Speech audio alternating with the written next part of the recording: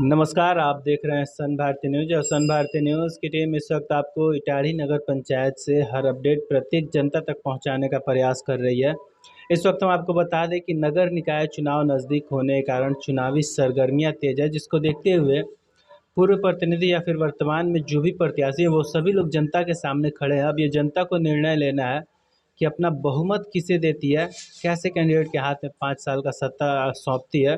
हालांकि अभी हम मौजूद हैं उप चेयरमैन पद के प्रत्याशी अंजनी कुमार गुप्ता।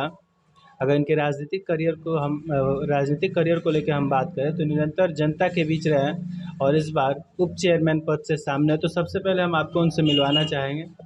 बहुत बहुत स्वागत है अंजनी जी आपका। मैं अपने नगर की जनता को तहे दिल से धन्यवाद देता हूं। जैसे अपने कि सर इस बार आप उप चेयरमैन पद से आए, हालांकि पूर्व में भी चुनाव लड़े थे, लेकिन राजनीति में उप चेयरमैन पद से आने का कारण क्या हुआ? सर, इसके पहले हम एक वार्ड का चुनाव लड़ चुके थे। जब ग्राम पंचायत था तो हमें जनता का सहयोग बहुत बढ़िया मिला था, बढ़िया भरपूर था। तो हमने सोचा कि जनता हमारे ऊपर विश्वास करती है, हमको उसके ऊपर खरा उतरना चाहिए, एक कदम और आगे बढ़ना चाहिए। इसलिए हमने उप चेयरमैन के पद का चुनाव किया। उस कि वक्त मामूली वोटों से चुनाव में हार का सामना करना पड़ा, कारण क्या रहा उस हार का? अब ये जनता की मर्जी है जी, कारण क्या है? जनता की मर्जी, जिसको जनता ने चुन लिया अच्छी बात है। इस बार उसकी मर्जी होगी तो इस बार जीतेंगे हम। इस बार कितनी मजबूती के साथ खड़े और क्या लग रहा है कि जनता इस बार आपका चुनाव आसानी से निकाल लेगी? हमें अपनी गलतियों को कुछ हमने सुधार किया है और जनता हम पे विश्वास करती है, तो हमने भी जनता के ऊपर विश्वास किया और एक कदम आगे बढ़े हैं।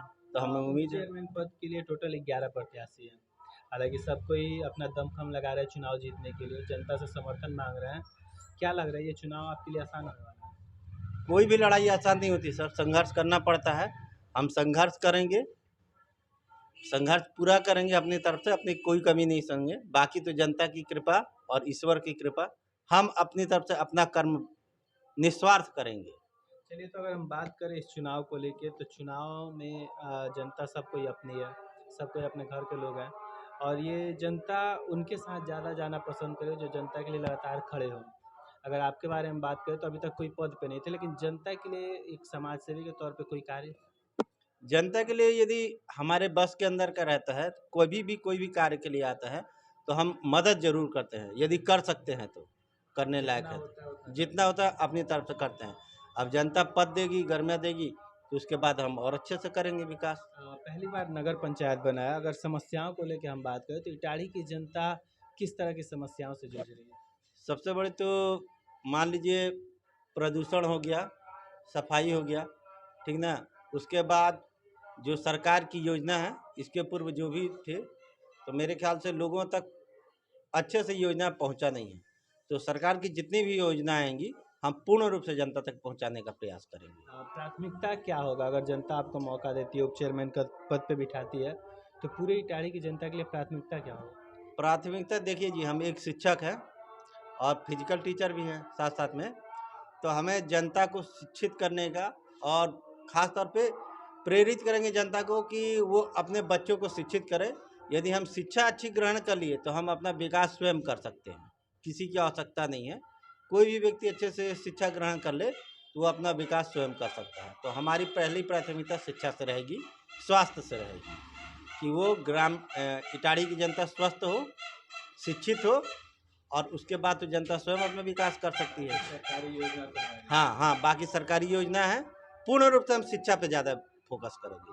तो अपील क्या रहेगा, क्योंकि देखा जाए तो इस समय सभी जाति धर्म के लोग मौजूद हैं और कहीं ना कहीं विपक्ष में जो प्रत्याशी होंगे जातीय समीकरण पे वोट मांगे या फिर धन बल का प्रयोग करके चुनाव जीतना चाहें, तो यहाँ की समस्त जनता से क्या अपील करना चाहेंगे? हम जनता से ये अपील करेंगे कि जनता लोकतंत्र के बारे में समझे। लोकतंत्र लोगों का शासन है, जनता का शासन है। तो जनता अपने लिए योग्य उम्मीदवार सोचे, जो जुझारू हो, सक्षम हो, जो उनके बात को, उनके हक को लिए लड़ सके, ऐसे उम्मीदवार को चुने। जाति और धर्म का समीकरण ओछी राजनीति है, इस पे हम वक्तव्य नहीं देना चाहते हैं। अच्छी राजनीति नहीं है। विकास की बात हो, आगे बढ़ने की बात हो और ये जनता का अपना शासन होगा, लोकतंत्र का शासन, तो लेकिन जनता फिर भी कहीं न कहीं 5 से 10% वो लोग जो होते हैं, या तो जातीय समीकरण में फँस जाते हैं या फिर धन बल के चक्कर में इसीलिए लग हमने जाते बोला हैं। है ना सर कि हम शिक्षा के ऊपर करेंगे काम, जागरूक करेंगे लोगों को, जनता को। वो जागरूक हो जाएगी तो सारे काम स्वयं कर सकती है। हम ज़्यादातर शिक्षा पे फोकस करेंगे कि जनता शिक्षित हो जाए, अपने विवेक से अपना कार्य करे, किसी के बहकावे में ना आए। चलिए, क्या अपील रहेगा आपका? चुनाव चिन्ह क्या मिला है? जनता से क्या कहना चाहेंगे? गेहूँ की बाली।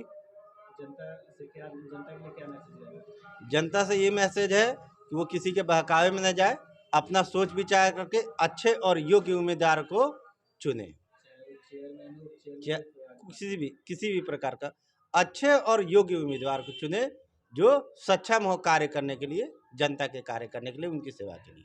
चलिए, तो जैसे कि हमारी बात अभी अंजनी कुमार गुप्ता जी से हो रही थी, जो एक पेशे से शिक्षक है, लेकिन राजनीति में निरंतर रुचि रहा है और जनता के बीच रहने के कारण जनता इनको समर्थन दी उप चेयरमैन पद से लड़ने के लिए। अब ये जनता को निर्णय लेना है कि अपना बहुमत कैसे कैंडिडेट के हाथ में सौंपती है और आने वाला 5 साल का भविष्य किस प्रत्याशी को प्रतिनिधि के रूप में भेजती है। तब तक के लिए हमारे साथ बने रहें। धन्यवाद।